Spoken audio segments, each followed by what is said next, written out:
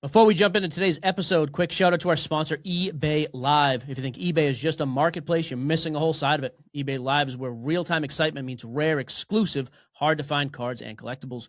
You can watch live auctions, catch exclusive drops, and buy directly from trusted and, quite frankly, the best sellers like myself while it's all happening.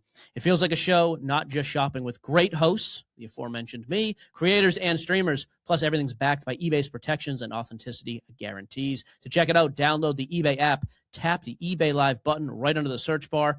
Make sure you follow, obviously, Sports Cards Nonsense. Let's get back to your show.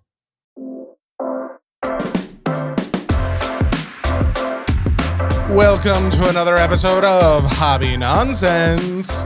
Now, for those watching at home, you're probably questioning, wait, didn't they wear the same clothes in the last episode? Shut up. Stop asking questions like that. I'm sorry, I didn't mean to say shut up. That's not a nice word. Yeah, we're doing a little double back-to-back episode recording because I am currently in another country, and Ray is doing such a kind thing of holding it down, basically holding down the fort while I'm not around. Are you going to end up going to the London Pokemon Museum? Oh, the museum. I think it's like Museum of Natural. I'll tell you what, if I would have already been there, and I'm probably there right now. As you're listening to this, when this episode comes out, I would have already been. Mine is exploding. Yeah, so let's not even get into this. So this episode is going to be a special episode because we decided this is going to be a mailbag episode. We don't do mailbag very often. Like the other pod, we'll do it every episode pretty much. We don't do that here just because there's just so much to fill the time. So already. much to talk about. We don't really have time for it. So we wanted to do a mailbag episode, simply dedicated to you guys, the listeners. We can go ahead and just jump right in, except I do know for a fact, because for you, it was like a week ago. For me, it was only minutes ago. I know that Ray has promised there's going to be some additional information about his PC collection. I was told that would happen in this episode. And then you said you were going to update us about the Mr. Beast Super Bowl thing as well. There was some collectible items. Is that were they real collectible? Yeah. Hit us with it real quick before we get into So if you guys don't know, Mr. Beast had his first ever Whatnot show on Whatnot. Yeah. And he was giving away $2 million worth of prizes. I thought it was $1 million. Was it $1 million? Yeah. $1 million worth of... Mr. Beast was giving away $1 million worth of prizes on Whatnot. Some of the items were highly collectible of items that we usually talk about here on the podcast. One of them being a PSA 10 Reverse Hollow Legendary Collection Charizard. Oh. Worth $60,000. It is interesting how many card guys I saw involved with him over there. Like Gary was there. I saw Card Collector 2, Ryan, who's a big card guy. I think Joe Hollywood, who's a card guy. Did you watch it? I didn't get to watch it. No, I didn't. In fact, I tried to go to it, but by the time I went, it was already over. And I had seen I just saw a number of social media posts about it. So yeah. Gotcha. But anyways, yeah, so there were card collectibles in the show. Here's the thing, Whatnot knows what they're doing. They're trying, for sure. Those other guys are big card sellers on there. They're big promoters of it as well. So why not put them and Mr. Beast all into one video? It's a no-brainer. I did see how the app was shutting down when people were trying to get into the giveaways, just because there were so many people trying to get in at the same time. So I don't know how and who won anything. I'm sure anybody who won, I'd like to know, if it was someone we know who gets into cards and stuff. But yeah, it was cool. There's no way. No way. Some grandma that has a $60,000 card doesn't know what to do with. But this Charizard Reverse Hollow Legendary Collection card is one of the best Pokemon cards, I think, to exist. Okay. Legendary Collection, at the time when it came out, nobody liked the set. Oh, wow. Especially the reverse hollows. They call them the firework holographic cards. Oh, yes. They look. I am a big fan. I have PSA 8s, and I have a Charizard, Venusaur, and a Blastoise, all PSA 8s. What do they do it as an 8? What's the Charizard do? The Charizard is currently $4,100. Dang, son. It's an 8. That's awesome. Okay. Yeah, I did not purchase them anywhere near that price. What did you purchase that at? I think I got that card for like $500 Are when you I bought serious? it. Dude, that's awesome. Yeah. How long ago was it? Probably like 2017. Oh, okay. Yeah. Oh, very cool. Yeah. All right. It's my favorite. I would love to collect all reverse hollows in Legendary Collection. Yeah. But yeah, at the this prices, rate, yeah, no, there's no way. You have to like find it somehow. There's no way. Okay. But yeah, that's one of the cards that everyone that knows about my collection, they're always like, "Hey, you're willing to go ahead and part with those?" I'm like, nah, bro. Nah. Okay. But that's one of the things that they give away. They also give away a pack of base set, which is a $400 value. Logan Paul ripped that on screen, right? Oh, is that the same one? Like they ripped it and then gave it away? Okay. Which I think they pulled a 9 tails, which is great. Is that good? I mean, they could have pulled a non-hollow, which would have been that's fair. Not good. Yeah. But $400 value and a Lego set that we talked about on the podcast. I did see that. Yeah, that was cool. A 2003 Cloud City Lego set.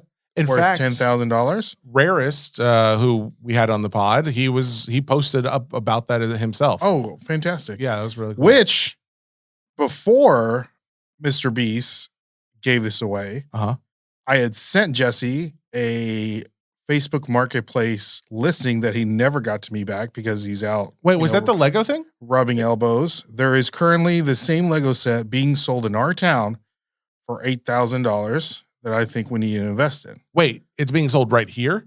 Yeah. Who's selling it? Do you know? I can find out. Wait, how are you going to find out the person that's selling it? Because they're selling it on Facebook Marketplace. Wait, they're just selling it on. Is it sealed? That one was sealed. Yeah. And they're selling still theirs. Up $8,000. Okay, why don't we buy it then? Because if they sold it, wasn't it like, I thought it was like 15 grand or something, or 13. It's got the box isn't in great shape. It's not a pristine box, but it's nice. Dude, if you think we could actually like flip it and or save it for a while and make some money, I'll go in on it. Yeah, Catherine Hinkle. Catherine, maybe we should ask if she wants to be on the podcast and she can bring the Lego set. Maybe she cuts a little deal for that, it's only $7,990. $10 off. Well, dude,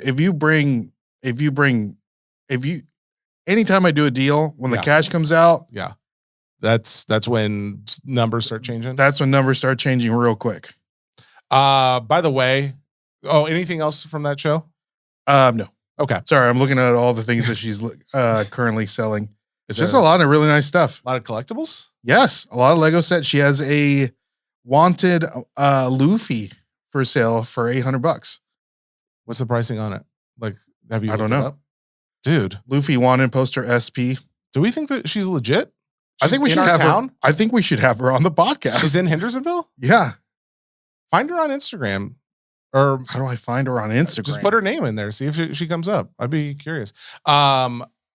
So while we're looking into some of that, we are about to get into the Q&A. There is one other thing that I did want to mention. So even though I'm not here to rip it, I will have this product for when I get back home. This is going to be the release week of Star Trek Connections.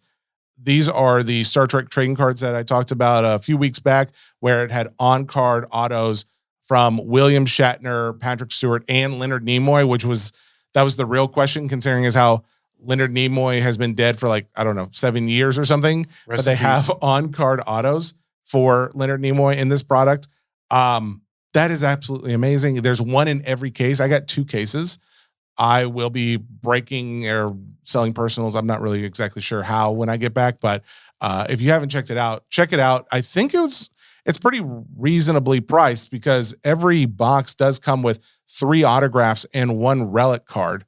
But you can hit other cards in there, including like the captain's autograph card, which is it has 5 different Star Trek captains all signing 1 card. It's like a 5x7 card. It's like a large one. So, and it includes sketches as well. And some of the sketches that they've shown are pretty dang impressive. Like I would say these are like black foil in the Topps World equivalents. So, it's one of the best Star Trek sets, maybe the best Star Trek set that I've seen. And it is under $200. At least it was under $200 at the time that we're recording this. I have seen some people starting to list it a little bit higher. So check that out. Again, that's Star Trek Connections. It's a Rittenhouse product, but very cool. Okay. Nice. You know, when I went to the Music City Celebrity Con. Yes. Which was weeks ago. It was a week exactly. ago. Yeah. So I met so many great people because you're standing in line and you're meeting and you're kind of talking about the things they liked. Yeah. I met a gentleman when I was having some little chicken tendies for my nourishment. What dipping sauce? Barbecue honey mustard. Wait, it was a mix already, or you got a barbecue and a honey mustard? I got a barbecue and a honey mustard. Okay, cool. You know, cool. Switch it up a little bit. I would have done something similar. I probably don't go ranch because I don't like the prepackaged ranches typically. You don't like the Hidden Valley prepackaged? Not really. Okay. Yeah. I like it. If I do, I want it cold. I want a cold ranch. I don't mind a room temp. Who do you think has the best ranch? Who? Yes. Ooh, I'm a Marzetti man a lot of times. But like an eating establishment, not a prepackaged. Ooh. Actually, I feel like there is an answer to this, and I'm not thinking of it off the top of my head. I'll tell you the ranch that I absolutely love. Hit me with it.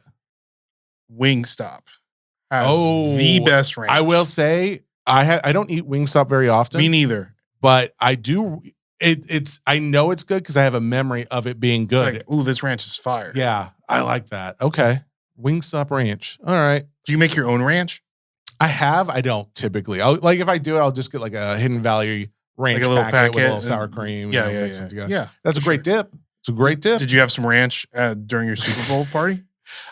You mean the thing that was a week and a half ago from now? Yes. No, I didn't have a Super Bowl party. Well, no. No. Did you eat? Did you watch the Super Bowl? I ordered some Mexican. Sunday's Mexican food in my house every Sunday. Didn't you have people over and watch the Super Bowl? We were going to have a couple of friends over. Mike was going to come, but that morning I woke up feeling like garbage. And so Are you okay? Yeah, I'm fine now, but I just did not feel good at all. And we had so much like getting ready for the trip that I'm on right now. So I just didn't have. Okay. A Giovi or what is it? Giovi? Oh, no. It wasn't Wagovi or anything. Wagovi. Like that. Yeah. Hang on. Before we get into the mailbag, I don't even remember. Yeah. You were telling a story about people you talked to. I met a gentleman and we started talking about Legos. Oh, cool. And he was like, yeah, I don't have a lot of Lego sets. Dude, he showed me his collection. I was like, bro, come on. He has so many Lego sets. Oh, really? And I asked him what was his favorite Lego set that he recently built. And he's like, dude, the Star Trek Enterprise. Ooh, that's cool. He's like, I'm not a Star Trek fan, but I loved the Star Trek Enterprise. I want to see that. I wonder if it's like as big as like a Death He said it was Star or awesome. something. And then the minifigures that it comes with, and then I think at the time when he purchased it, you can get like the gift with purchase. Oh, yeah. Was an extra Star Trek set with 2 extra minifigures. Oh, dang. He said it was great. That's awesome. Okay. So, very cool. Shout out to that guy. Shout out to Star Trek guy. Before we get into mailbag, though, you have promised to reveal a little bit about your personal collection. Well, I think it's part of the one of the mailbag questions. Oh, really? Okay, yes. So we'll save it for that then. Yes. So let's go ahead and get into your mailbag. Mailbag. The first question in is Bob Lancaster. Actually, I'm going to kind of jump around in here. I'm not going to go completely in order. I like Bob's. Bob's is actually like the third down on my list. How I'm viewing it.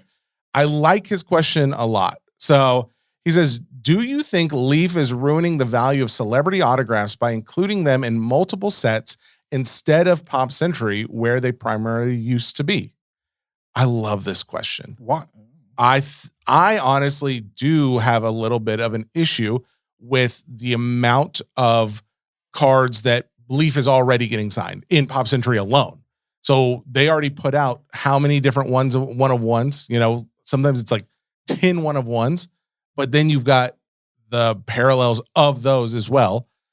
I then see it in the holiday set, and it's the sports and culture sets, and they keep coming, the red carpet sets, they keep coming out with all these other sets with the same autos or very similar and the same or similar artwork to go with them. And it's like, okay, well, now we have 100 one-of-ones of Alec Baldwin on a card. It's signing like sweaty balls or something like that, like he has done in the past. And it's just like, I don't think that you are doing a service to the celebrity autograph card community by continuing to get the same autos on those cards and putting them out in the numbers that you're doing. Because I keep seeing pricing being lower and lower in a lot of cases. Now, what historically happens with Pop Century, at least the first week, maybe 2 weeks, you'll see prices go up quite a bit as far as like the first cards to sell on eBay. The first people to list are always the winners as far as highest resale goes. And it is no different, but what we're seeing these days is those highs are not as high. Margot Robbie, I think she had some that sold like for $2,000. Now I don't even know if they're selling for $1,000. I'm glad someone asked this question because I do think this is an issue. I think one way to fix it is if they found a way to do more on-card autos, because they have started to do some of that, and I think that's really cool. In fact, George Delaney responded to this question saying he doesn't think that it's they're ruining the value. He says because most true collectors want an on-card auto on a licensed product. I mean, yes, we all want an on-card auto if we can get it, but a license, I would say that I don't know if theirs is licensed or not licensed. Like it's a Pop Century, it's something that they made, right? Like, so it's licensed to them. In a licensed product, yes, I want somebody who, signed, I want Michael Scott auto from The Office from a Office licensed product. So like someone who actually got the licensing for that show. But I think there's plenty, and I mean plenty of people who would just want a actor's autograph on those cards. And we know there are because there's how many people buy these cards every year. That being said, I don't know. This Pop Century is like the first product I got into when I started breaking my like on the SCN channel, and I've broken Pop Century every year, and it's been a lot of fun. But at this point, I don't know if I'm going to be breaking it this year. I just got solicited for it. Why? It's super high as far as the price goes. Like to get that and then to make money on it is going to be very difficult, especially if you don't like sell it the week of release. It's dropping. It always drops because like people will sell it at like $350 a box, and inevitably it'll be within a month, maybe 2 months, it'll be $280 a box in most places. And then, you'll have some people trying to move it for $400. I'm sure David Adams will probably have it at $400 or whatever the case is. But yeah, there's plenty of options where you can get it for $350 or less. And that's where it's like, oh, well, you're getting to the point where after fees from the platform you sell on, you're not even making money as if you're going to buy it to break it. So yeah, it's there's a issue in my mind of how much they are putting out there of it. Now, granted, I do like that they're trying to add new features. That in the last year or something, they started doing more inscriptions, which is cool. And you started seeing more on card, which is cool. But yeah, I think that they could do some work as far as that product goes, as far as the amount of scarcity. And I mean, by that, I just mean limiting the amount of cards that they actually make. So that's my thought. Why would I feel like it's not Leaf's fault that I feel like it's everybody else getting into the celebrity autos and kind of diminishing what Leaf has done, because I feel like they were the first. No, what? Why are you trying to defend Leaf in this? Give me an example. I mean, there are so many products now that have these celebrity autos that they used to not. So Topps has celebrity autos, Topps, right? I mean, we just talked about Jerry Seinfeld being in the MLB product. We talked about that a week ago? A week ago. Get your timeline straight. We just talked about it a week ago. So yes, but this kind of goes to George Delaney's comment about like being in a licensed product. These are autos, like you're basically signing as characters in a lot of cases. So you're signing as, you've got Josh Brolin signing as Thanos, and you've got Tim Allen signing as Buzz Lightyear. And so these other, like what Pop Century is doing is just like the autograph, and it may associate, because if it's an inscription, they may do like a classic line or something on there, but it's if you have a 1 of 1 and I pull a 1 of 1 and that guy pulls a 1 of 1, all of the same guy on a card that is only different based on the color of it, does it mean like, oh, well, they should all be valued the same? Obviously, like there's going to be a value difference when people realize, oh, well, there was a 1 of 1 superfractor in the Topps products, Disney Topps Chrome 25. But in this one, there's 10 different 1 of 1 cards. Why would that be helpful for like, I don't think like you're putting the blame, I guess, in the right position in that case. I just feel like I don't want to get to a point where celebrity autos is kind of oversaturated and diluted. Because I'm like over the weekend, and I completely forgot about this, but Kim Kardashian recently had the complex gas trading cards. I saw those. Yep.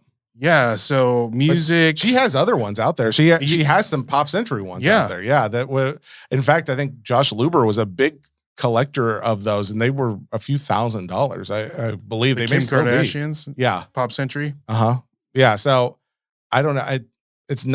That is not my cup of tea, but it is also like when it comes to value, the company that's making the card is also going to be like, if Topps made a Pop Century like product where it's not tied to an IP of some kind, whether it's like Toy Story or Marvel or whatever the case, it's just a celebrity autograph product. I would guess in many cases, it would probably outsell a Leaf and maybe even an Upper Deck in many cases, because of the fact that it is just Topps is putting themselves out there as like the biggest card maker. Like they just make cards that have a lot of celebrity hype and they have a lot of notoriety because they are seen in a commercial or they are like advertised on someone else's social media page that has millions of followers. So inevitably they are kind of setting themselves apart from the pack as the high value card maker. But so they already have that going for them, but I don't think other companies are necessarily doomed to like have low value cards. But when they do the things like this, like Leaf is doing, where they print so many of the same thing, then yeah, it's like, it becomes less special. I'm glad you're thinking about it because I can tell that you want to make an argument, but I see what you're saying, but the collector in me, again, to a point that I made last week, was that if I'm gonna buy a Leaf product that I'm spending a lot of money on, I better get an autograph. And I do not care how many of this autograph there is in this product. I better get something. But that's short term. That is one of the things that people like about Leaf, right? Because it's like, and you can buy a Top sports product, and I will walk away with very little. Like I may not have an auto at all, but if I buy Pop Century, I know I'm getting like something. four autos a box. Would you rather pull a card for yourself, for your PC, your personal collection? Oh, is that what okay. Yeah. Of a Tim Allen as Buzz Lightyear card in a Topps product, or Tim Allen as Tim Allen with the autograph in a Leaf product?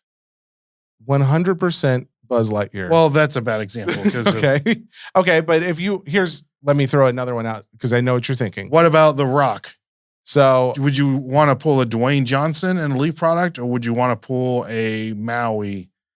A Maui still? Okay. Yeah. Because I think, and it comes down to in that case, because I don't really have as much of a connection to Maui and I like The Rock. So if it were a Topps versus Topps product, I would take a Topps Rock card versus a Topps Maui card in that scenario. Okay. But because it's a The Leaf Rock versus Dwayne a Topps, Johnson, but no, because it's Dwayne a Leaf. The Rock Johnson.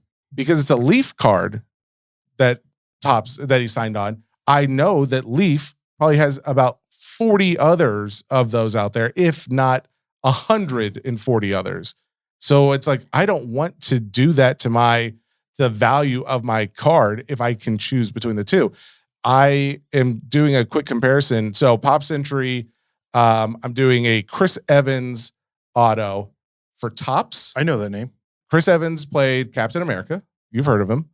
Captain America for Topps. And I'm doing what a Chris Evans, in fact, who is this? This is Chris Evans and Haley Atwell. So his wife, aka what is her name in Marvel? Haley. She was in Marvel. She was in Marvel? What? Yes. Dang it, you got to watch more movies. Stop watching Pokemon all the time. I don't watch Pokemon. Oh my goodness. She's a British actress. Oh. Peggy Carter. Wow, that was embarrassing. I'm so sorry for everyone who had to hear that. So Peggy Carter that's why there's a dual auto of this card to begin with. So Leaf Pop Century 2024, they made that's fun. This Leaf booklet of sticker auto of Chris Evans on one side, Haley Atwell on the other side. I love that. It's numbered out of 10. I am looking up just a Chris Evans card because you would probably guess that the value of that's probably going to be higher than it would be just to have a Chris Evans card alone. But I'll do you one better. Here's one. Oh, this is actually perfect. Perfect situation right here. Topps Marvel Studios has a Chris Evans dual auto with Haley Atwell. As Peggy Carter. Out of 10. Okay. Just sold February 6th. Leaf has a Leaf Pop Culture from this is a Leaf history book. So this is another one of these non-Pop Century releases of product. History book. So it is Chris Evans and Haley Atwell. Okay. Both autos, both out of 10, and sold the same day. Wow. I know. It's a perfect scenario for what we're talking about. I wonder if the same person purchased it. I don't know. The question is now to you, Ray. What did the Topps one sell for? Now, this was actually Sapphire. So this is the high-end Marvel Studios. Okay. But we could still like contrast a little bit. Like, okay, Sapphire is a high-end. What I know is that, okay, Topps like to do on cards. No, they don't. They definitely, we all wish they did, but this is not an on card. They will sometimes do an on card. Both of these cards are both stickers. Are stickers. Okay. Yep. So again, we're getting as close to apples as we can get. Okay.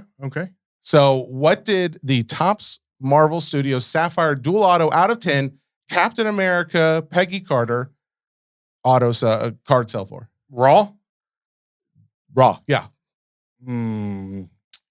Shoot. Let's say $500. $500. It sold for $1,950. Wow. Okay. Way off. $1,950. People love those characters. I would never pay for that. Well, but you'd be foolish not to. It's a great card. Now let's go over same day, February 6th, the Chris Evans, Haley Atwell. This card sold. It's a Leaf history book, dual auto card. What did that sell for? $500.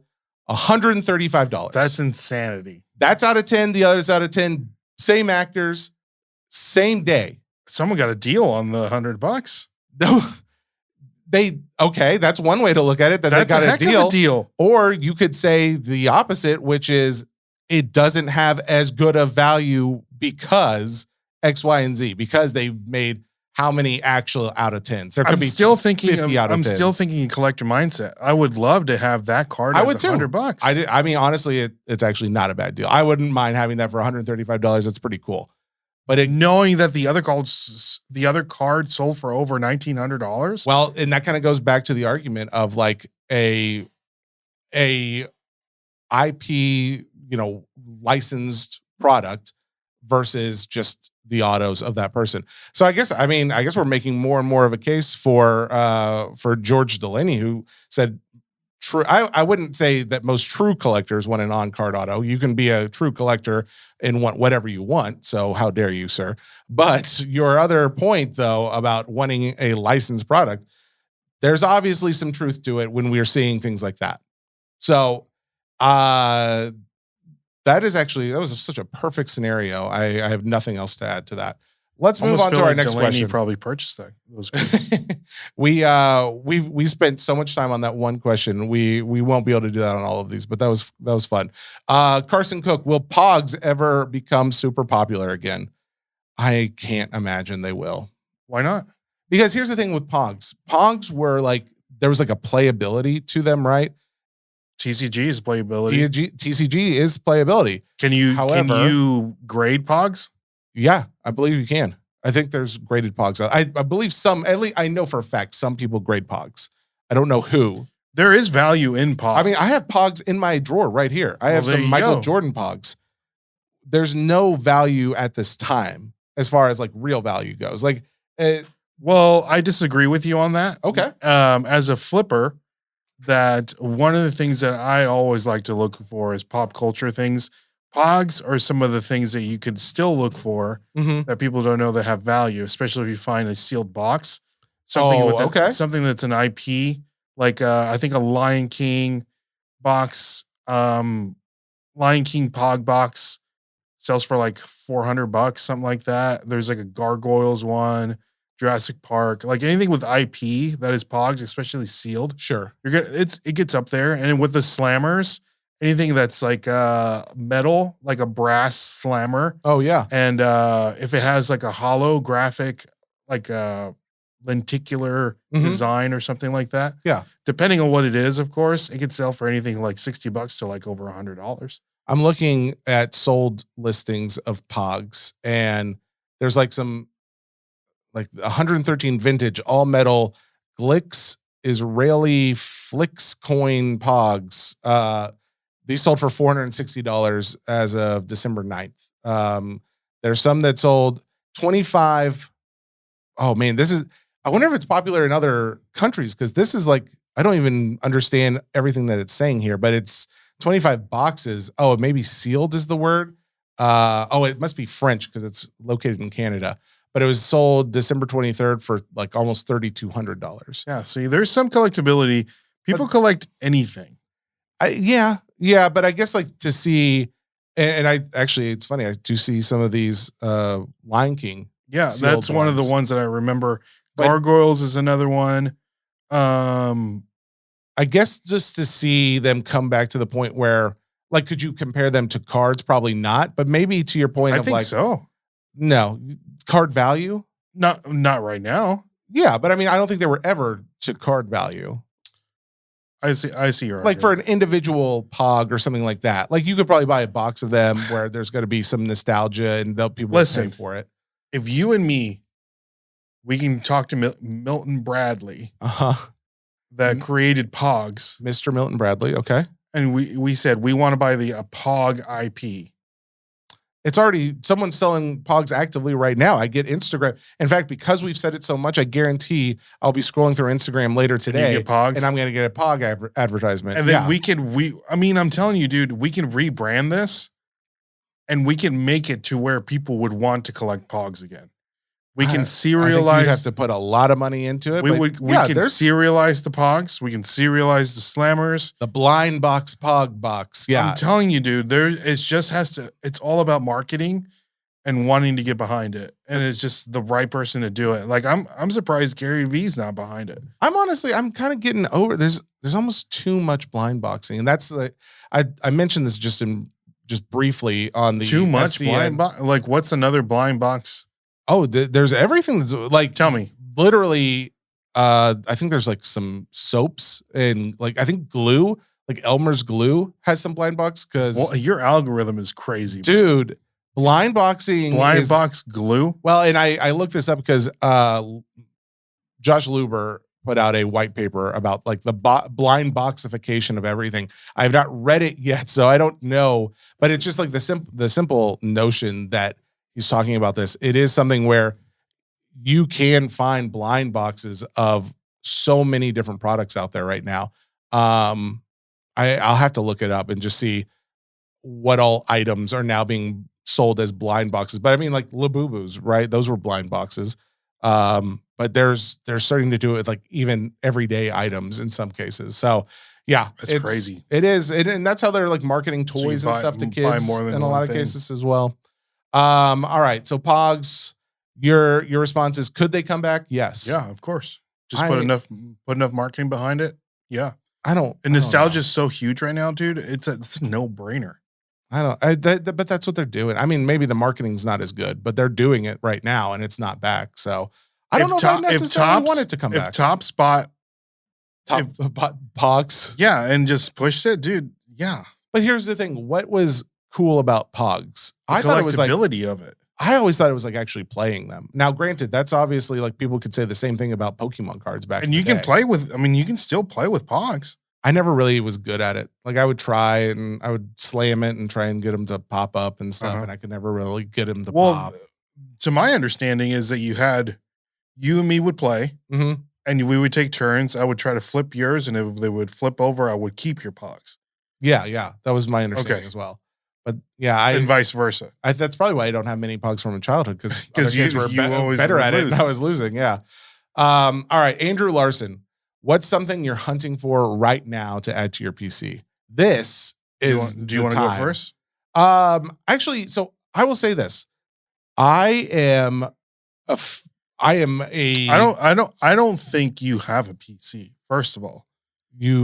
I've shown cards when I'm breaking all the time of my, like, I've got a lot of sketches. I don't keep a lot of cards because at the end of the day, I like to collect, but I'm not a collector of everything. Like there's some people who collect a lot of stuff. Like me. Yeah. You are a big collector of things. I like to collect a few things, a few precious things. Jesse likes to collect money. I do like to make money as well. That is a true statement, I guess, to some extent. But I would dare say you also like to make money. He didn't say no. But that said, I love sketches. So I typically chase after a sketch, but I also don't want to overpay for a sketch. Like when I say overpay, I think sketches are valued appropriately a lot of times, but it's like, to me, it becomes less desirable if I know I had to spend much more money on something that I would have really liked at $100, but when it's at $250, it's like, oh, I don't really care anymore. I don't care about that anymore because I now see, and the sketch is one of one, right? So it's like, I don't have to worry about, I'll go find another one. It's like, oh, I know there's not another one because it's the only one like it. So I don't care about it anymore because I know I can't get it for the price I want it at. It's like my brain just lets go of it and I go on to the next thing and I'll try and find another item. So characters, though, that I chase after would be like the, Jack Porkins of Star Wars or Chewbacca. I'm a big fan. The thing I like about Galaxies, because it is like a little different each year and there's different versions of it. And the art is, subjective to different people. I typically like a number of items from that product. And so I'll try and at least get some of those. But I like the art so much that there are times where the parallels where, an X-Fractor parallel, it's out of 10. A lot of people are going to chase that because it's got high value to it. I like that card and I would like a graded one, but I'd be fine with a refractor version of it because the X-Fractor puts a pattern on there that almost ruins the art for me. So there is like, I'm not trying to sound hoity-toity and like I like the art of the item that I'm purchasing, but I like to show off a lot of these things and I like the look of them. And for me, I want something that stands out and is more unique. And that's the items that I chase after. So to say, is there something right now that I'm after? Sure. If it's anything that I like and it's unique, then it's like, yeah, it could easily be an item that I'm chasing, but I don't know it until I see it. I don't like that answer. I know you don't, but that's true. It's what it is. It is what it is. And that's the reason why I will go after.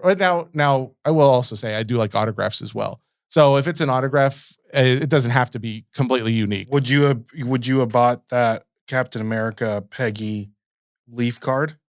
Not for $2,000. Not the other one, the Leaf one. Oh, absolutely. Yeah. Had I known, I would have bought that card. Yeah. For more than what they paid for. Yeah. So that is it. But that's the thing. I don't know. Maybe if I went and checked eBay sold comps and it's like every other one sold for $82. The highest sale was $82, but that one sold for whatever we said it sold, $150. I'm not going after it because I now know it's like, oh, it loses value in my head when I realize, oh, I got a bad deal on it. Now I don't care about it as much as I would have because you just care about the deal. I care about the deal and the subject matter of it. There's a multiple components of why I collect what I collect. Do you ever, because this is what I do a lot, to get to where I want an expensive item in my PC. I look for other purchasing opportunities as an investment to purchase the item that I'm looking for. Like in something the to long flip run. to get to that point. Yes. I'll get you. I mean, that's a lot of people, right? Like, do you do? I'm asking. No. Is that I don't typically buy. so? If you want something- that sketch card, and you're like, man, I think it's overpriced. I'm not willing to pay for that. But what other 3 cheaper cards can I purchase to flip down the road so I can purchase that sketch card that I really want? Yeah. I mean, I see where you're coming from, but I don't usually think of it like that because if I'm already collecting it, I don't want to get rid of it.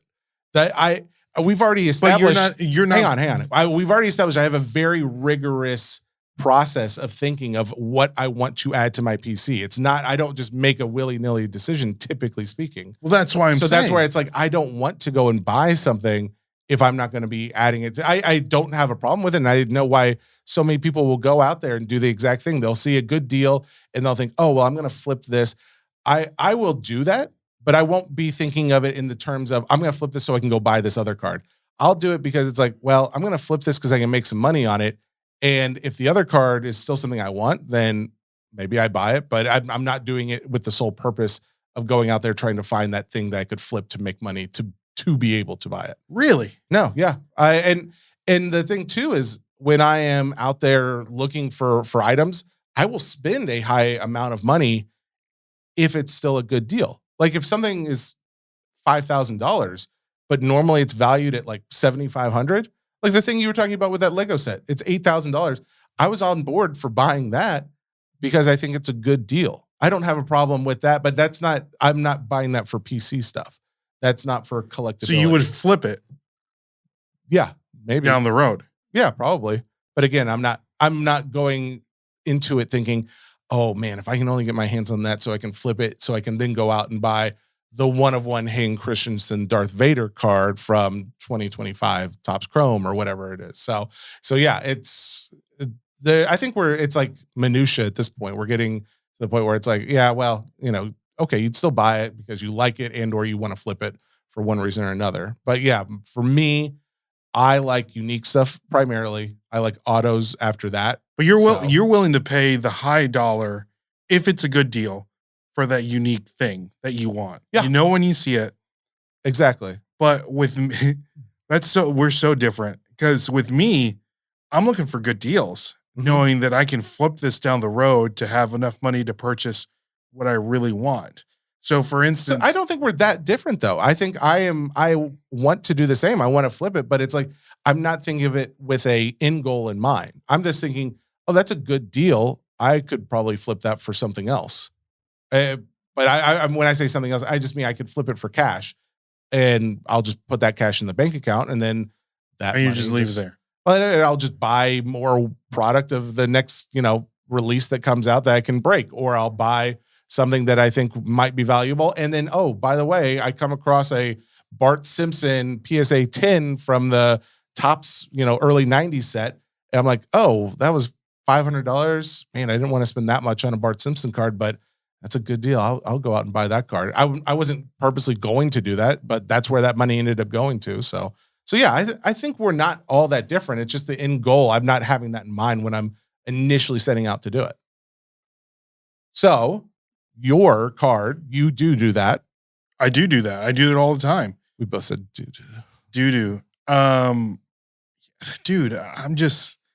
don't see why I'm it's in so awe. crazy. I think it's so crazy because you would be saving so much money by doing the way that I'm not telling you to do it, but the way that I do it.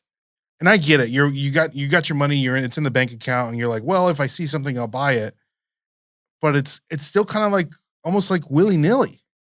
It is willy nilly in a lot of cases, but I like what I like. What's Okay. wrong with that? There's nothing wrong. That's why. There's That's nothing why wrong with it. I started this podcast to begin with. Was because I like what I like, and I was tired of not being able to talk about it. And it turns out a lot of the things that I like a little bit, a lot of people like a lot of it. Do you have a grail item that you would love in your collection of anything? I mean, there is very few things out there that I could tell you right this moment that it's like, oh, I have to have that. I'm honestly struggling to think of like what that would be, because even if I like, there's cards that I could tell you I like the 2024 Topps Chrome Galaxy set, right? There was a Stormtroopers card in there, which was very cool. It had a number of like white Stormtrooper helmets in it with a number of other Star Wars characters, like kind of just sprinkled throughout it. I thought that card looked so good. I have probably 50 base versions of that, a few refractors, and like maybe one or two numbered. And you're good with that. I am perfectly fine with that. Now, if someone said, hey, I got the super refractor of that, that's awesome. I hope you get some money for it, because I'm not going to spend the money on it because I already have that's 50 versions of that card, and I really like the art on that card. I am satisfied. That is something that I get your point on that, especially when you're something like Topps, where it's like one card and then there's serialized versions of that card. If you just like that one card, even if it's a base, it's like, I'm good with that. I get that. But with like TCG and stuff like that, there's not. Yeah. There's only that one card, period. But that's where it's like, I still enjoy that's why I like to get into breaks. Like, I talk about breaks, not just because I break product, but because I like to buy into breaks, because there is like people will say, oh, gambler mentality or something like that. But I don't like to paint it with that brush, because I feel like it's almost too dirty, because I view it almost like a treasure hunt type of thing. But it is the same thing at the end of the day. I'm taking a chance, but there's something more fun knowing that I happen to pull a really rare card out of a pack of cards or a box of cards. And now I can either decide, oh, I want to keep it because I really liked it, because typically I'll buy the characters or something that I like. So I can decide to keep it, or, hey, I can make some money on this because it's a really valuable card, and I can decide to sell it. So yeah, if there's a card that comes along and it just so happens to be a good deal of that, say that Superfractor Stormtrooper card, if that came along, if it's a good deal, and it was a good deal, and it costs $2,000, but I know that card should go for $5,000, buy it all day, buy it all day. Yes, but again, you're about good deal. I'm about the good deal when it comes to that, but I'm satisfied with it if I can get it in just lower cost. So like that Lego set, $8,000 for that Cloud City Lego set. If we think it's a good deal, knowing that I think we could actually get 10 grand for it. Yeah. Yes. That's what I'm saying. I literally just bought 2 cases of Topps Chrome Midnight basketball. I bought 2 cases of it because I thought it would be a good deal to hold and to probably flip one day. Because I got a good deal on it. You're going to sell it to your guy across the state lines? Across the state lines. I've made an offer. He's made an offer back. We're not at the same price, so we'll see. But at this point, I bought that. That cost me like 12 grand to buy those 2 cases. It wasn't cheap, but at the same time, it's like, well, I could sell it right now and make my money back. Yeah. But I could also hold it and maybe but I don't make a little. I'm not a big modern day sports. Like, there's not many athletes other than like Luca and a couple others that I connect with more, that I really care about collecting. And I know their value is not going to be worth what I would get out of if I rip those boxes. So it's like, yeah, I hold those because I can flip them down the road. So yeah, I don't think I'm that different than a lot of people either. I think there's a reason why we collect things, and sometimes it's for the money and sometimes it's for the love of that item. And for me, I may be a little bit more picky and choosy, but I do think there's still a lot of similarities of how people collect. Well, this is my thought process. And I know that we're thinking about this completely different. And Andrew Larson, this is your fault for this question, by the way. If you guys are listening and watching, I'm really curious to know your thought process of both of our discussions here, because as a person, for me, speaking for myself, I almost enjoy the journey of collecting that card more than actually after I purchased the card. I'm like, like, I like the process of getting to purchase that card. Yeah. I get knowing that it's like, dude, okay, so it's like, all right, I know I need $5,000 to get this one card. Sure. I'm not just speaking out loud, right? Yeah. Whatever. But if I can find some undervalued cards right now and I can buy them raw, get them graded, flip them, and then make that, spend $200 to make that $5K and have that process and all that, dude, I'm doing that all day long. But that's just me. But that's just my flipper mentality. That's me trying to save money and Well, I think you are more regimented with your ability to flip. Mine is like I lose focus and or attention and or desire across the longer time gap, the time gap that it took me to find the thing and then to get the thing. It's like, oh, how many shows am I going to have to go to try and find that card so I can flip it, so I can then maybe get another card so I can flip that, so then I can maybe finally buy the card I really wanted. So it's like I don't think about it in those terms because I know I'm going to lose interest and or I'm just not going to have the time or something's going to come. I have a very busy life, not just in cards, but in family life and in like I do a lot of community related things. We're all busy. I know, but I don't. When you went to that show, there were some friends that we had not seen in a long time, and it's like, well, I can't just cancel on them because we made these plans to go see them. For sure. Had I not already had that plan, it would be a different story. But it's like a lot of times my calendar gets booked out a month or two in advance. And it's like, oh, so if I have something like spur of the moment I can do right now, then that's a rarity for me. And I like to go and do stuff like that. But many times it's like, it sounds like you have more of like you know what you want to do and you can stick to that, even if it spans the gap of, a few weeks or months. Could take a year. Yeah. And that's where it's like, for me, I may be onto a different card and or a different collectible that I want to chase in that year than I was at the beginning of that year. Cause my brain is very ADD and jumps around and it's hard to like maintain. But once I collect the thing that I know I wanted, and it's like in my possession, it's like, oh yeah, I still like that thing because it's mine now. And I don't have to, it's like cemented in.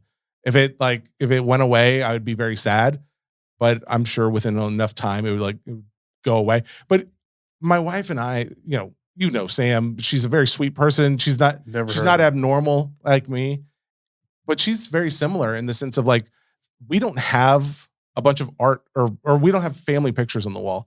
That's a weird thing for a lot of people. We don't have a lot of stuff hanging on the wall because it's like, you don't have your daughter's picture somewhere in your house. No, not on our fridge. We do. And on her wall, she does. She's got a bunch of family pictures in her room. Do you have my Christmas card hanging on your fridge? No, I don't celebrate Christmas, so I don't even. Did you ever have? I don't have anybody's. No, I don't have anybody's Christmas card over there. Shame. But I do have I will have a box of things of like cards, mementos, and things like that. But for the most part, most things that we get over time, like after a few months or something, it's like, okay, it's gone.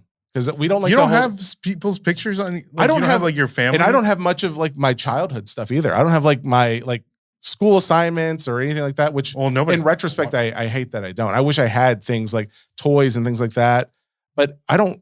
We are both very declutter people, which is the antithesis of collecting for most people. So when I got into collecting, it was, I don't want to say like I forced myself into it, but I had to find the things. If I wanted to be a part of that world, which I did, I had to find the things that resonated with me. And so I have now found those things, but I am more regimented and I guess choosy when it comes to what I add into my world because of the desire to keep like a clean and more basic lifestyle. So that's. Do you want me to draw you a self-portrait? I would probably keep it longer than I did your Christmas card. I'll draw Actually, you, I do still have his card that he sent is like he serialized his cards. That's actually kind of cool. And he did for different versions of them. He did parallels. You should have posted. Did you post about it? No. That was pretty cool. Which parallel did you get?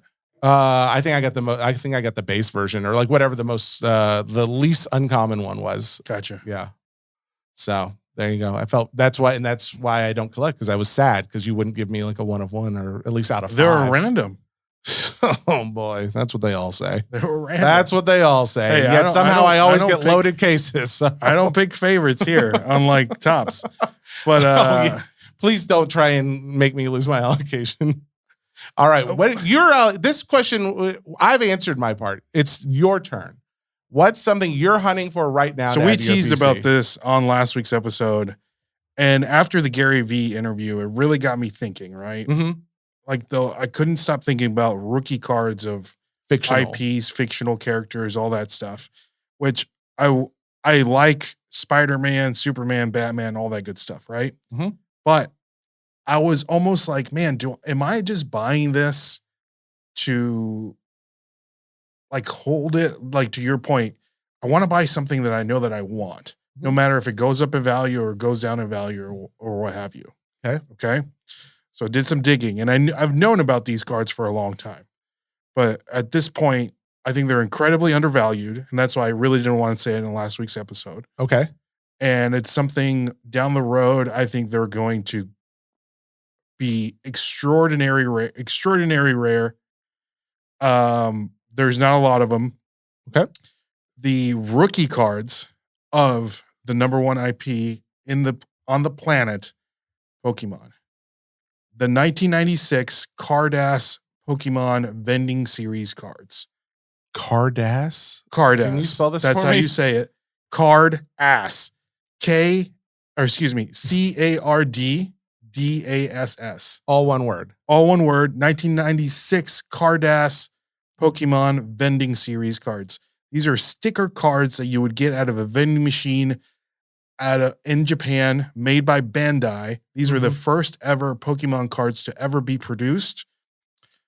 All the artwork was illustrated by our boy, Mitsuhiro Arita.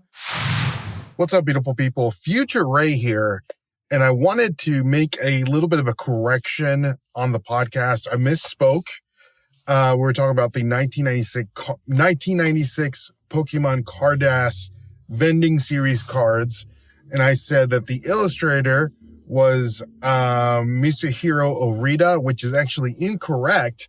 The illustrator is actually Ken Sigamore. So I just wanted to make that correction. And I apologize to Ken's family if I misspoke.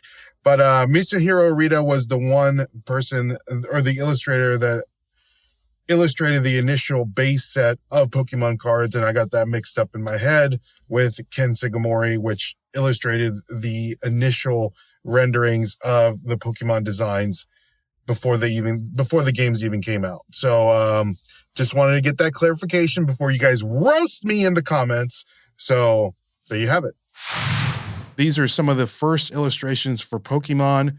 There are 12, I believe, Prism cards. There are red versions and green versions.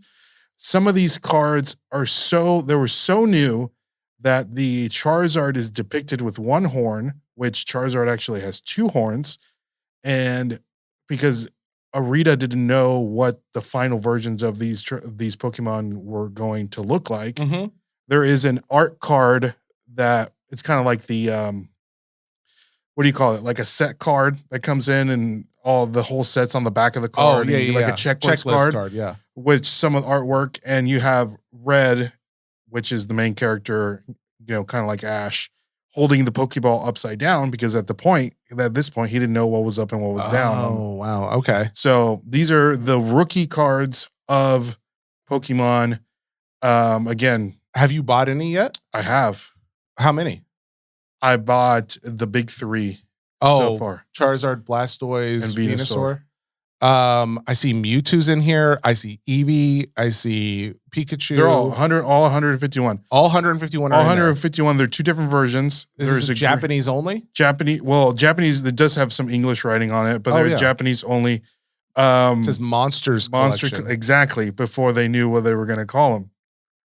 I don't hate this play, but as far as being undervalued, they're undervalued.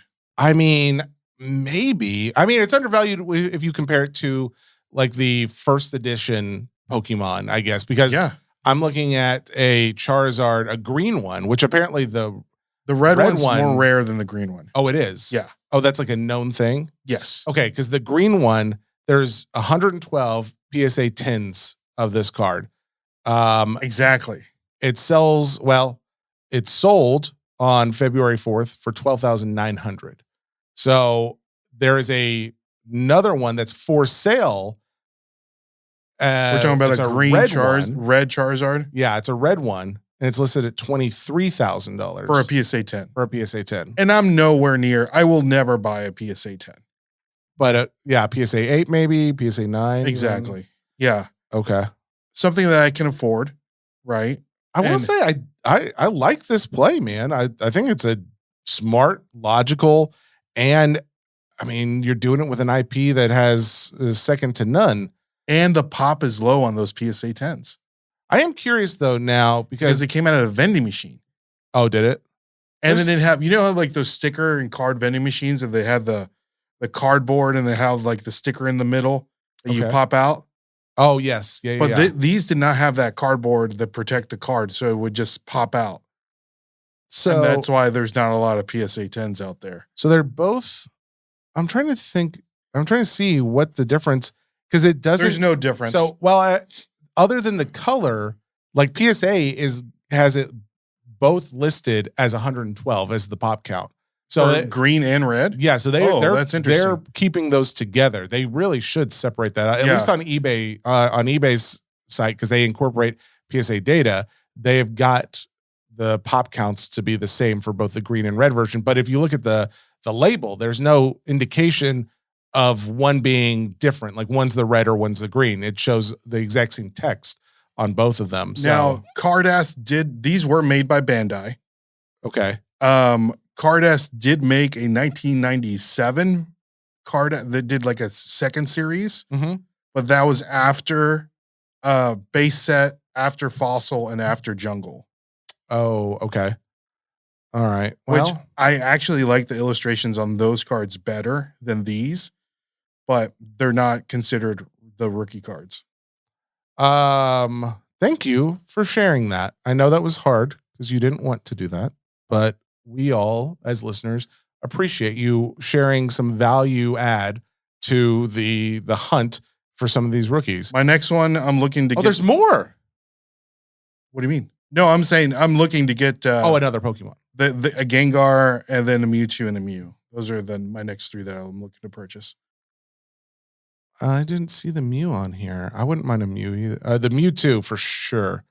Wait, Articuno? Articuno, the legendary Articuno? bird.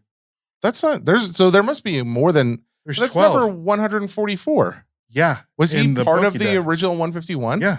Oh, weird. I didn't remember. I thought he was like an add-on to the 151. He's a legend. He's a legendary. Yeah. I guess I just figured he wasn't. Oh, here's somebody selling all three. Now, what are the grades on these? They're all 9s. So Oh, someone's that's pretty selling good. a Venusaur, a Blastoise, and a Charizard PSA 9s. Red, green. They're all red. Okay. What value? What should I buy these for? I don't know. Tell me, Ray. I wouldn't pay any more than $5,000. They've got buy it now or best offer $38.50. That's a great deal. Is it really? I think so. Here's the problem. Again, I think they're undervalued. That's something that I'm willing to purchase Yeah. for a really long haul. And again, this is a card that if I were to spend that $3,800, I would not be mad at it, knowing that I have the rookie cards of Pokemon. And I Mhm. like the artwork. I like that it's a prism hollow. I would like this more than a rookie Spider-Man card. The only thing is making me slightly concerned is like the holders all look different. So it's like I wonder if it was just like at different times, like where the PSA because Will they have old certs and new certs? yeah. Oh man, that I will say it's a concern to drop $3,800. Someone selling in Well, Michigan these cards. It gets sent to eBay's authentication also. Yeah, that's true. That's true. Man, should I get that, Ray? I like that play, man. Okay. Yeah, and again, these are the ones that have the prism. Okay, I'm gonna tell you: Charizard, Blastoise, Venusaur, Alakazam, Machamp, Golem, Gengar, Articuno, Zapdos, Moltres, Mewtwo, and Mew. You didn't say Eevee. Does Eevee have a hollow? I don't think Eevee has a hollow. Oh, I thought they all did. No, just those 12. Oh, there's only 12 that have the prism. The prism, hollow. correct? Oh, really? Yeah. Oh, so that's different than what I was thinking. Because I saw the Eevee on here, and I was thinking that would be a good. Oh, I see. I see now the difference here and how they look. Because like the hollow ones, they kind of take up like the full picture. Yeah. The other ones don't seem to take up, and you can see the Monsters collection wording on there a little bit more clearly. Okay. Man, there's an Eevee on here as a PSA 10 that someone's got listed for $45,000. 45,000. They've got it listed. It has not sold, but still. So they're looking. They're They're trying to figure it out the same way I am. I'm not gonna lie to you. I may pull the trigger on these. That's not a bad investment. I don't think that's a bad investment again, because there are the rookie cards. I do like the 1997 vending series better as artwork.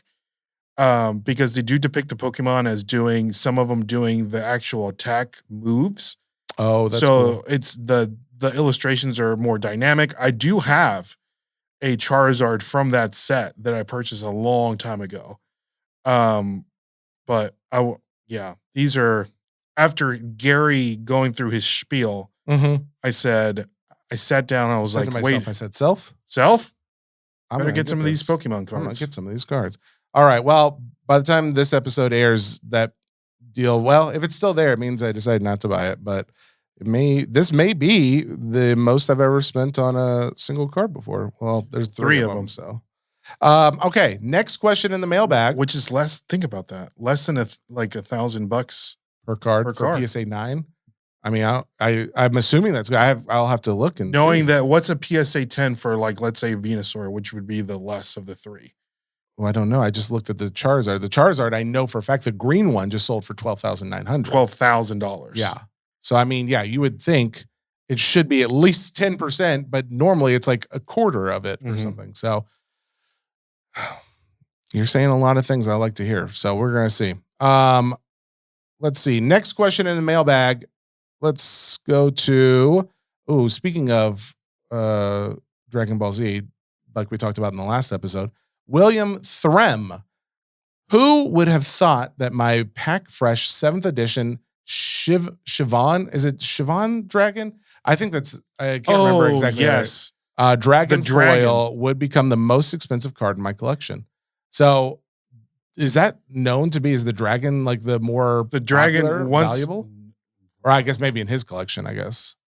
All right, so Dragon Ball Z, he's got a Dragon Ball Z question on Instagram where we also posted this up. There was also another Dragon Ball Z reference. And then we talked about this on the last episode too, Dragon Ball Z, because this one asked, do you think Union Arena and the Weiss Schwartz cards will blow up next year after DBZ rise? That was M. Treese. Oh, hey, Mike, what's up? Honestly, I keep seeing more and more about like these cheaper versions of like Japanese or Chinese cards that have like licensing over there. I don't know that. I don't think they're ever going to be the value of like the tops English versions of a lot of these, or, you know, in this case, I guess, I don't know who does the Dragon Ball Z English versions. Bandai. Oh, it is Bandai. I don't know if they'll be the same value as those, but I do think there will be an increase in those values just because they're already so low. Like you can get multiple boxes or you can get multiple cases sometimes for the price of a box. Like for the Weiss and Schwartz or the Card Fun versions, or, you know, what is this? The Union Arena, these other card makers that are making properties like Disney or WB, or I guess WB is more of a upper deck thing, but yeah, they're making other versions of current popular cards in America where there's already licensing. So they're not as valuable, but given that the state of the market, there's so many people who are begging for cheaper versions. They want a cheap version.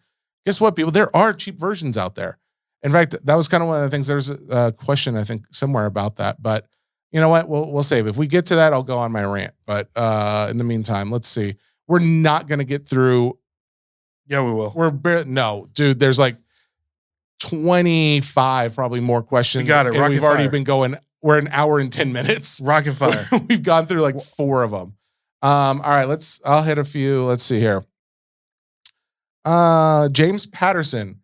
It would be cool if you guys could interview someone. Oh, actually, I already talked to him. He asked a question about baseball. He thought this was the SCN mailbag. So yeah, you know what? Knock that one out. We nailed it. If you want to talk about basketball. Gotcha. Kenny Braun, what is your opinion on value of printing plates with and without autos? So do they have printing plates with autos? Yeah.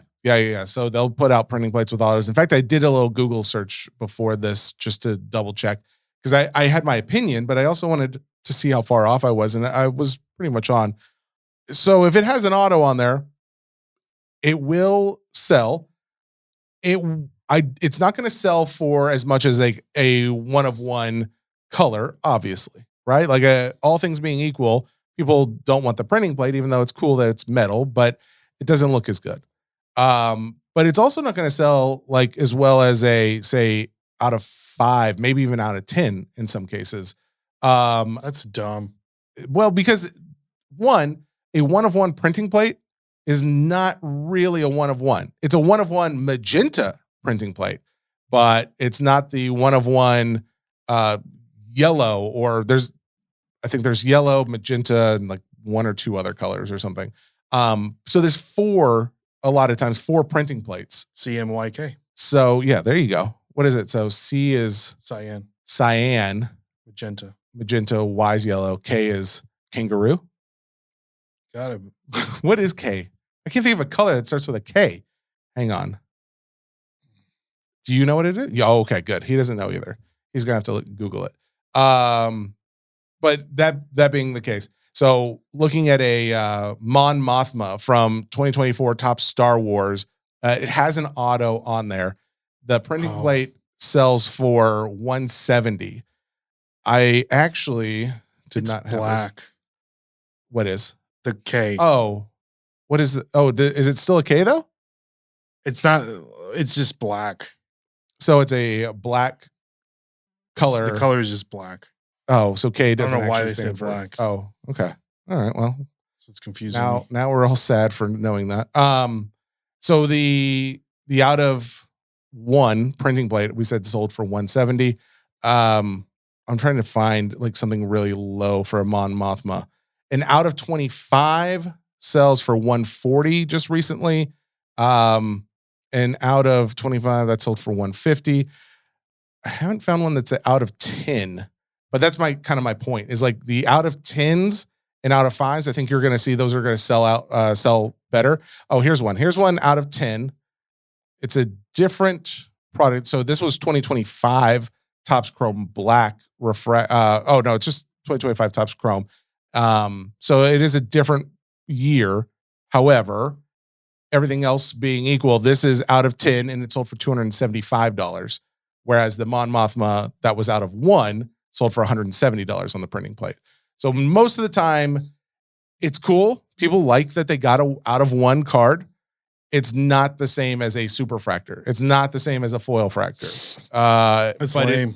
It does hold value. Now the non-autos, even less. Let me see if I can find a Mon Mothma. But overall, I think a lot of times they sell for maybe between $30-$50. If there is a auto on there, obviously it adds significant value. But yeah, a non-auto printing plate, sometimes it's like, it's nowhere close to what you would think in many cases, has been my experience. All right. Going on to the next one. Sean Saito, what are some of the 80s to 2000 sets you can see taking off, especially with low pop, higher graded stuff? So that is where you got to get Funkel involved. In fact, let me just pull up the chat with him. Sean Saito asked this, one of the admins and friend of the shows. Let me see. So Matt is a good friend. He owns the Funkel cards on eBay. It's the eBay store. He is constantly just sending me some of the cards that he's not only listing, but cards that have done pretty well as far as like the increase in pricing goes. So some of them being, that was Legend of Zelda, Ocarina of Time. What year was that? That was 2000. That was a little later. It was like 2016. There's what looks like. I think all those Nintendo ones, I looked into those too. Did you? The rookie cards. Yeah. Like that little Mac that you have that had different sticker cards with some of the Nintendo properties. Oh, okay. With the scratch tip cards that was in that set also. Yeah. The Link in that set, there's 2 Links, one being the rookie card. I think things like that, going back to rookies and things for the first time, I think things like that, I think are going to. I could see that for sure. So series 1 of the 1994 Power Rangers, it's the title card. He showed me this one. sold for $150 as a PSA 9. There's a Pop 2. There's only one PSA 10 out there. But That's awesome. cards like that, I mean, it's the series card, like the series logo of Power Rangers. I think $150 for that card right now. There's only 2 of them out there. If we continue to see what we keep talking about, which is the increase of understanding and knowledge that, oh, these things that I have a strong nostalgic feel for, even if it is junk wax, it doesn't mean there's a lot of it in the higher grades that many people are looking for. So when they realize that understanding comes in of, oh, there's only 2 of those out there, and there's one higher than that, then yeah, people start to understand the collectability of that starts to go up as well. That's why I think the Dragon Ball is going up so much also, because the pops are so low. Oh yeah, for sure. I mean, that's a good point though that you made as far as like that they're not being reprinted and things like that. I think you said it's been a week now, so I can't really remember everything you said at that time. Mine's a sip. But Sean, yeah, I would say those Simpsons cards from the early 90s, honestly, what do I have on this wall over here behind me? 1989 Topps Nintendo, the little Mac over here. That I think that's a good set. Majority of those, they're already like decent in value. I think they continue to go up in value though. Yeah, a number of TV shows and movies, like early 2000 Topps, even like when they were doing the Indiana Jones and the Lord of the Rings and a few other like really cool offshoots of single movies, that like some of that stuff goes crazy. And I think it will continue to go up in value because like you can buy a lot of sketches from the Indiana Jones movie, the Topps Indiana Jones sketches for like $50, if that. Like some of them are a little bit more expensive, and granted, they're not as good of quality, but some of them are decent quality, and I can get it for less than 100. Whereas if it came out of a brand new box right now, it'd probably be 150. So undervalued. So anyways, yeah, I'd say if it's nostalgic, a popular nostalgia piece, even if it's part of the junk wax era, if you can get a higher grade in it, people will start to realize that is not easy to do, and that there are very, very few of them. I need a current Power Ranger set.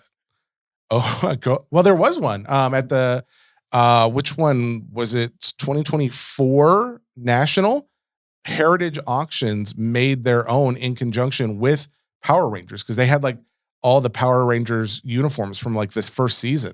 Wow. And they made cards, and I ended up selling the cards that I got. I probably should have kept them. Just it felt like a little, because like the National will have cards where it's like labeled as the National like Star Wars cards, and they typically don't sell as well as like other versions of it.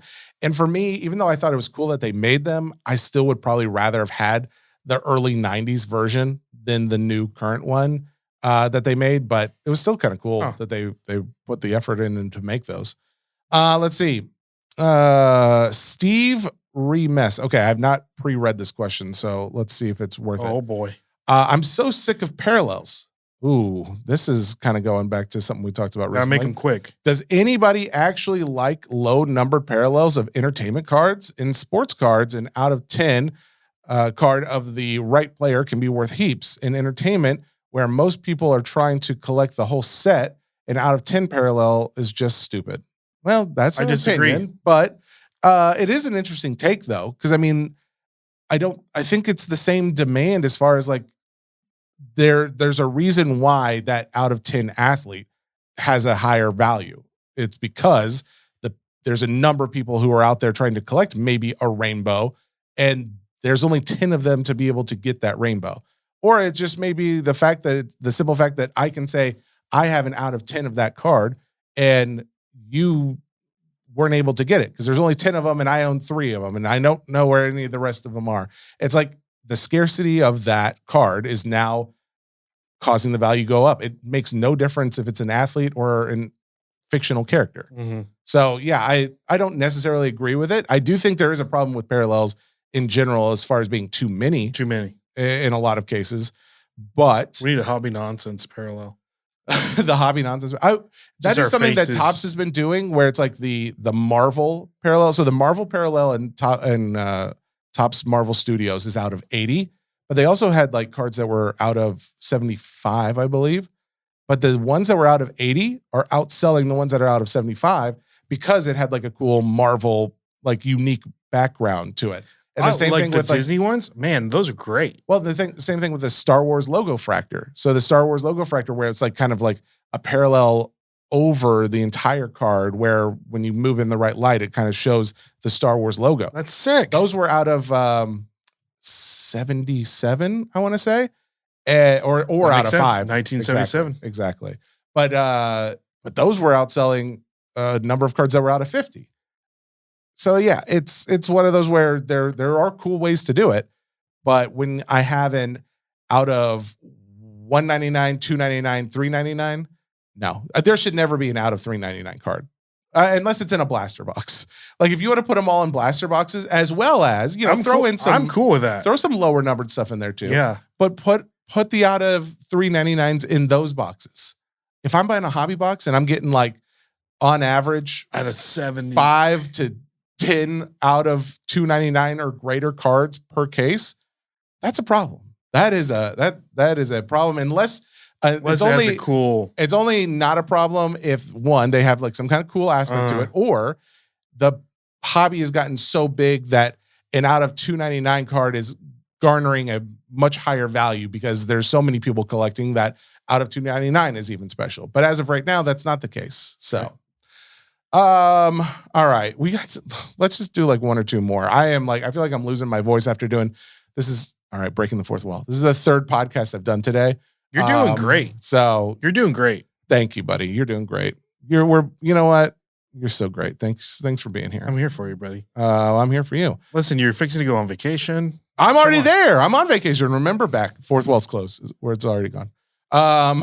James Withrow, have you ever cracked and graded a card? Have you ever cracked a graded card and resent it in? Yes. Good, because I haven't done this. I have cracked a graded card, but never resent it back in. So what was your experience? You didn't have a follow-up to that, so we could just move on and go to the next one, but I am just curious what your experience was. Got a higher grade. You did get a higher grade? Yeah. What was it, the same company? Yes. PSA. Yeah. How recent? Very recent. My last submission. You immediately cracked it and sent it right back in? No, I purchased the card. Oh, you had already had the card. That's some of my... That's another thing you look for is like Correct. Cards that you think shouldn't have been graded what they were? Yes. Do you 9s do to anything? 10s. Do you do anything to them? No. Not even just a buff with a cloth or anything? If it needs it, I'm sure you would. If it needs it. Yeah. Yeah. But normally it's just like, hey, I think this was graded wrong. Correct. Ooh. How often do you find one like that? I have to be looking for it. Yeah. Okay. I have to be looking for it. And what are you mainly looking for? Are you looking for edges or centering? Or both? Both. Okay. Edge is really on Pokemon cards. Okay. Because the whining is the first thing that kind of will get you. Yeah. Can you have any white on a 10? I mean, obviously you can if that Pikachu Illustrator card. Again, yeah, exactly. Okay. Guess it depends on who you're getting that day. I do want to do an experiment. I saw a video where they're taking, the spray that you clean your keyboard with. Oh, yeah, yeah. I saw somebody being able to crack a card by spraying that around I saw that PSA the PSA card because of the temperature. Yes. I want to do that myself. I'd be very curious to see what you find because I thought the exact same thing when I saw that video. Yeah. I'm curious if that works. Because all you have to do is just turn it upside down to get the cold. Did you do that in high school? I remember doing that in high school. Like in Miss Kilby's, like in the I mean, it's freezing. I mean, I clean off my keyboard at work all the time and it's like freezing. Well, it's not freezing right side up, but as soon as you start tilting it and or turning it upside down, that's when the whatever's in there. I don't know if it's not liquid nitrogen, is it? Whatever it is, people are starting to huff it and get high on it. Oh, they've been doing that for years. What's your next question? What was the last thing you huffed? No, that's on the. Let me see what the next question is. Frank Titolo.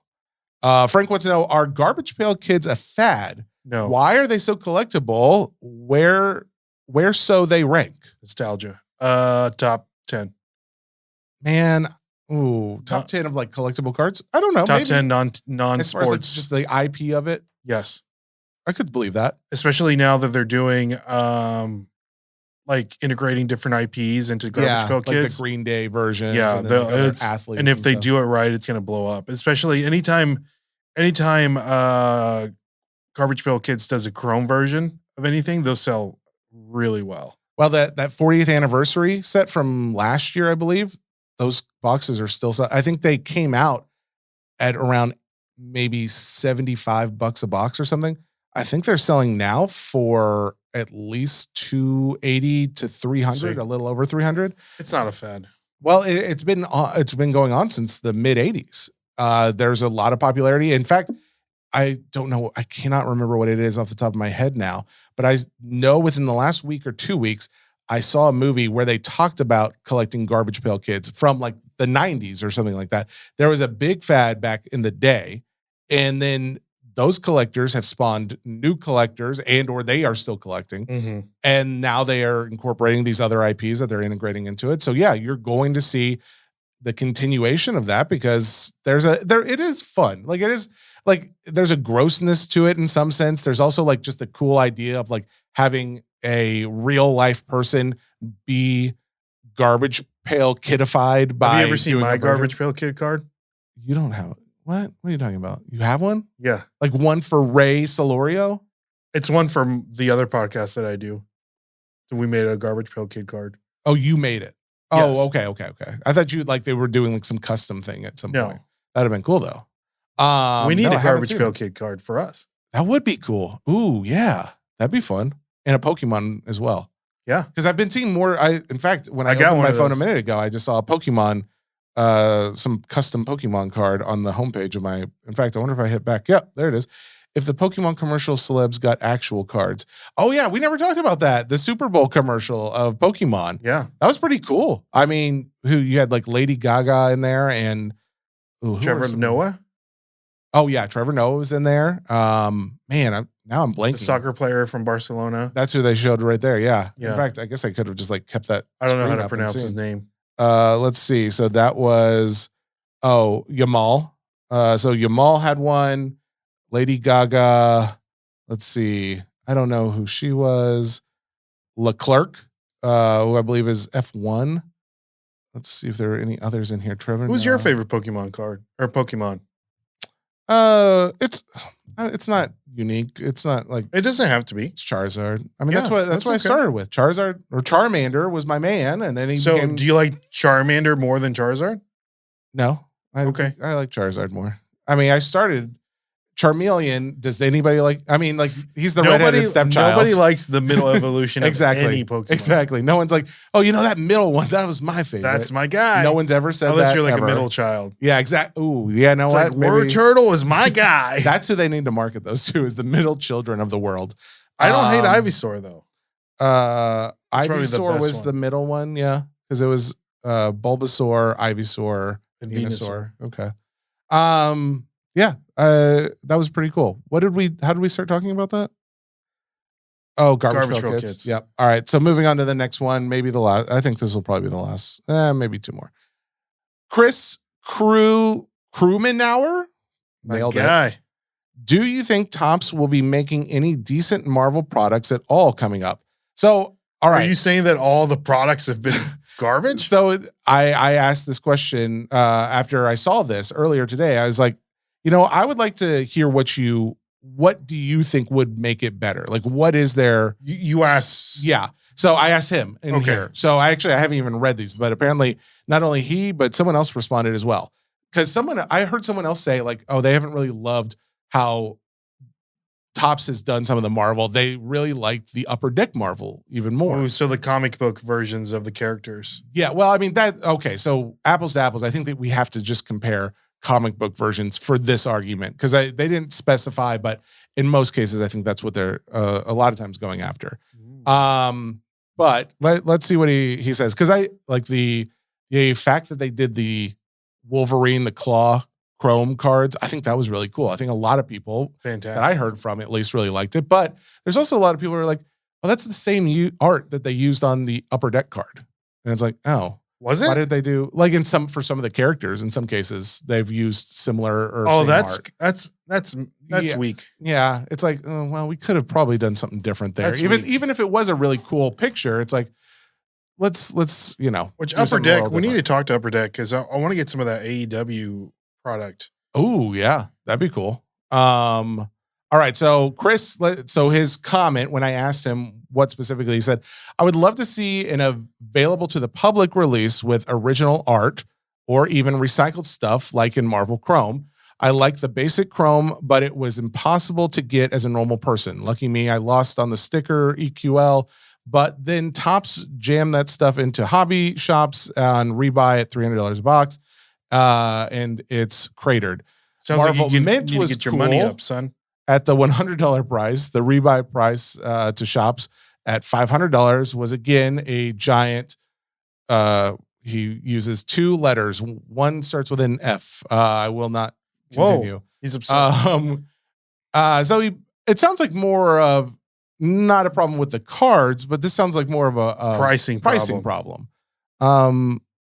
He does say original art, which I do agree. I would, if they did oh my goodness, if they did something like they do with Galaxy, where it's original scenes with these animated characters, it would be phenomenal. Like, especially if you had like Marvel illustrators doing a lot of them. They would have to. I mean, I guess they would probably have to, but I mean, I don't know. Star Wars is still like a registered trademark and they have other people doing them. So I don't know how that works. Especially because they already have licensing, so maybe that would be okay. I'm not sure, but I guess my question is it just pricing that you're upset with, or are there specific aspects of the cards that you don't love, other than it sounds like times where they maybe reused art? So, there you go. I was hoping for more detail there. Let me see. Actually, let me read the other person's response.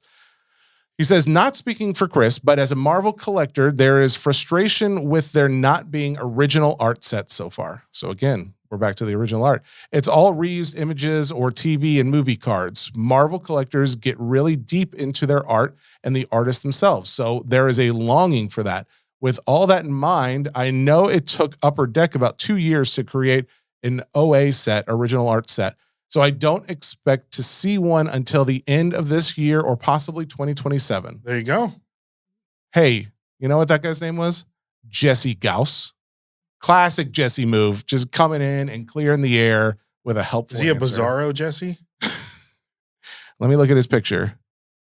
It looks like your brother. It's a comic book picture, so maybe it could be Bizarro. That would be weird if it was my brother in there because his name's not Jesse, so it'd be extra weird. All right, well, let's do one last one, and then we can save some of these for another time. Guys, I'm so sorry because they love this. There's a lot of really good questions that we'll get to on the next episode. We need to do mailbag more often. If we did 2 episodes a week, one of them should just be mailbag. Well, I don't know about just mailbag, but yeah, I do think we could incorporate it more if we're doing 2 episodes a week. Ian Babcock, do you think sketches now appearing in every product will hurt their long-term value? No. So maybe. I've thought about this as well. Sketches are one of one. How are they going to hurt the value of? Because there's all like, okay, right now sketches are one of one, where they're all one of ones. They're all very unique. In they most don't make cases. the same sketch. Well, they do. Oh my god! So some of them do. Like some of them will make the same sketch a few times. That is a bit of a problem because it's like, oh, okay, it's not the exact same, right? Because you can't mimic it perfectly, but it is like Bob Ross used to do like 4 different paintings for the same painting on every show. It's the same situation where we're seeing some duplicates out there, but then it's also like, okay, well, there's going to be a sketch in every single product, and they have at least 5 or 6 products come out in a year. And it's like, okay, how many Darth Maul sketches do I need? Now, some would say all of them, right? Especially with the new show coming out. Yep. So, but unless they're like really high quality ones, it starts to get to the point of like the ones that are out there, some of the quality is not that great, but the resale is still pretty good because there's demand for it. But if we start flooding the market with these things, it's like, oh man, there's a uniqueness and a rarity to them. that again, we get back into the whole Leaf conversation of how many one-of-ones can you make. We get to the point where it is a little different. Those one-of-ones that Leaf makes, those are a little different too. There's like a blue one, there's a pink one, there's a gold one. Mhm. Okay, cool. And in this case, he's like, the character's just a face, a head-on face. Now it's like a profile view. And now it's like him with his lightsaber out. And it's like, but the art style is similar and the art style is not very detailed.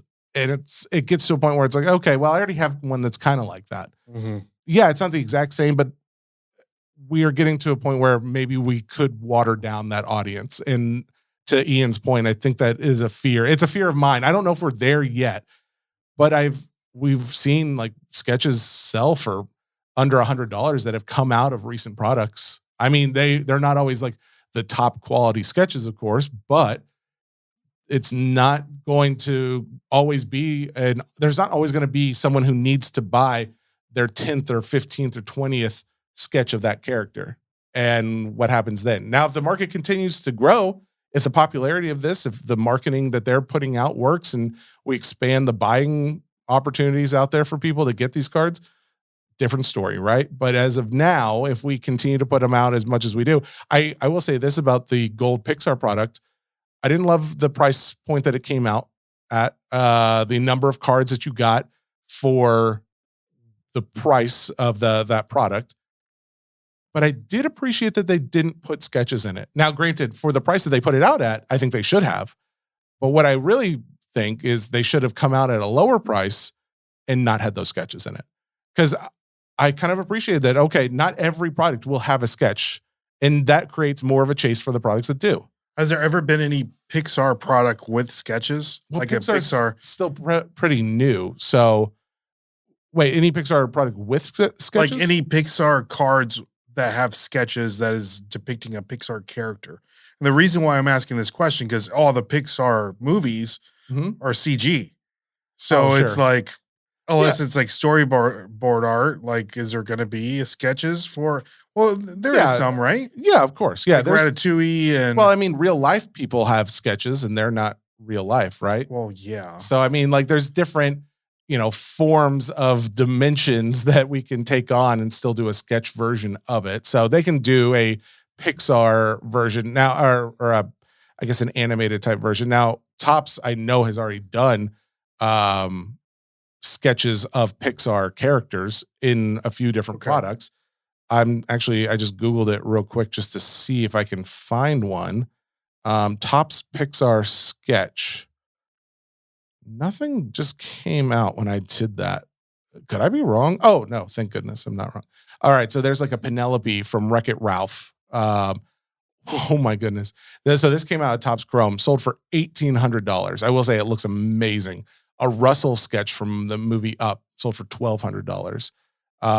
You got, well, this isn't, was Up a Pixar movie now? Yeah. Okay. Yeah, it was. Yeah. But Kevin? Lilo, no.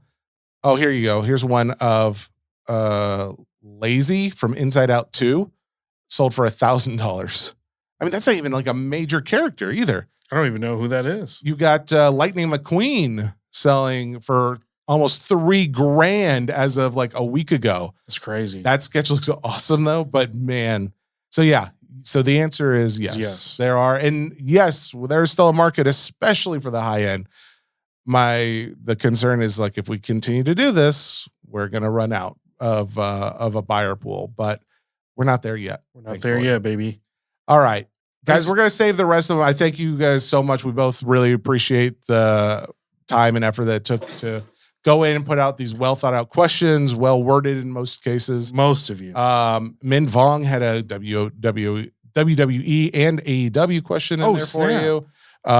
There's a few others that how do we not get into that one? Well, maybe, you know what? Some of these could just be one-offs, like little reels. You could just do if you wanted to do something like that. Like, or We'll not. see. We'll think about it. That's a no. But we will, if nothing else, we'll save it for future show. I'm just going to leave it pinned in the non-sports cards nonsense group. If anybody was like, hey, I heard all that, I wanted to put a question up, where do I do it? I posted it in the non-sports cards nonsense Facebook group. And I also posted on our stories on Instagram. So those were the two places that we had it up. Sorry that you didn't get in there. If you want to still put something in, feel free to. If this is still up in the group by the time you're hearing it, that's great. If not, we'll do this again in the near future. But I am gallivanting around the UK as we speak. I'm going to go over to Ireland on Friday, and then I'll go to the Dublin Card Show the following weekend. I will have some content on the next episode from the London Card Show that I've already been to. I had a great time at. I can't wait to tell you all about it. And yeah, in the following episode after that, I'll have some stuff from the Dublin Card Show, but I'll be back here with Ray in studio and we'll be doing normal episodes. Are you looking to pick up anything? You mean, was I looking to pick up anything? Did you pick up anything? Oh, that's a good question. I don't want to spoil this surprise. What did you think about the stuff that you picked up? I loved it. I loved it so much. And it's so good, and it's still good even now. Did you see it where you're like, I need to? I said to myself, Self, you'd be a fool not to get that piece or box. That depending on the things that I was looking at the time. So yes, it's fair. So that being said, thank you guys so much for your support. Ray and I both very much appreciate it.